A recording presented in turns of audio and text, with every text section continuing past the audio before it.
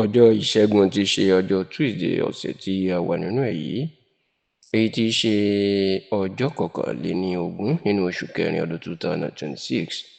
ìyẹn the 21st of April 2026, ó ní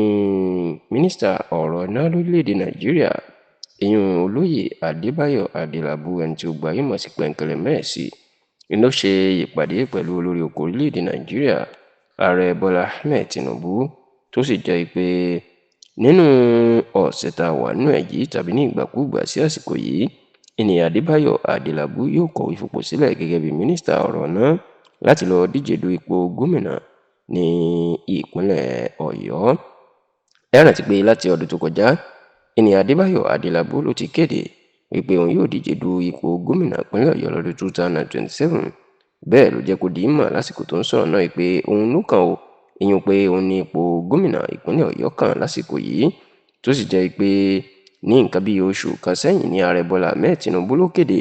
fún gbogbo àwọn mínísítà tó ń ṣiṣẹ́ lábẹ́ àti gbogbo àwọn ọmọọṣẹ́ tí wọ́n nífẹ̀ẹ́ láti díje du ipò kan nínú ètò ìdìbò ọdún tó ń bọ̀ pé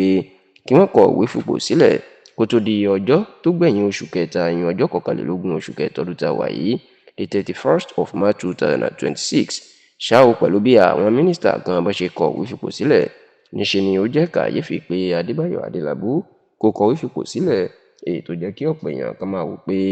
Adébáyọ̀ Adélabú kò ní díje du ipò gómìnà ìpínlẹ̀ Ọ̀yọ́ mọ́, pàápàá nígbà tí awuyewuye tó ti ń lọ wípé sẹ́nítọ̀ tó ń ṣojú agbègbè Ọ̀yọ́ South nílé ìgbìmọ̀ asòfin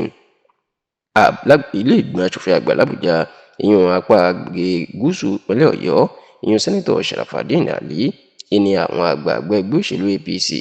iná fòǹtẹ̀lù láti di gómìnà. Wọ́n ní nítorí ẹ̀ ní Adébáyọ̀ Adélabú kò fi kọ̀wé fipò sílẹ̀ mọ́, nítorí pé ó mọ̀ pé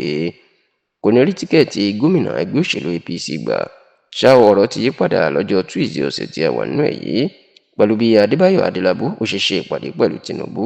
tí yóò sì kọ̀wé fipò sílẹ̀ láti lọ díje du ipò gómìnà. Tẹlifíṣàn Yorùbá tó gbọ́ pé gbogbo àwọn iṣẹ́ tí Adélabú tó ti ṣe ní ẹ̀ka tó ń rí sí ọ̀rọ̀ náà Nàìjíríà tó ti wà láti bí ọdún méjì àbọ̀ sẹ́yìn, ìní yóò jábọ̀ iṣẹ́ náà fún Tinubu. Tẹlifíṣàn Yorùbá tó gbọ́ pé Adébáyọ̀ Adélabú ṣàlàyé ìdí tí iná Nàìjíríà tí ò fi yàtọ̀ láàrin ọdún méjì àtààbọ̀ tó ṣàkóso ẹ̀. Bẹ́ẹ̀ la gbọ́ pé ọ̀rọ̀ gáàsì tá fi ń tan iná náà, ìyẹn iná Nàìjíríà tí kò ṣe dáadáa ni wọ́n ló fà á fún Tinubu pé iná ò fi dára, tó sì tó fi Tinubu létí pé òun fẹ́ lọ díje du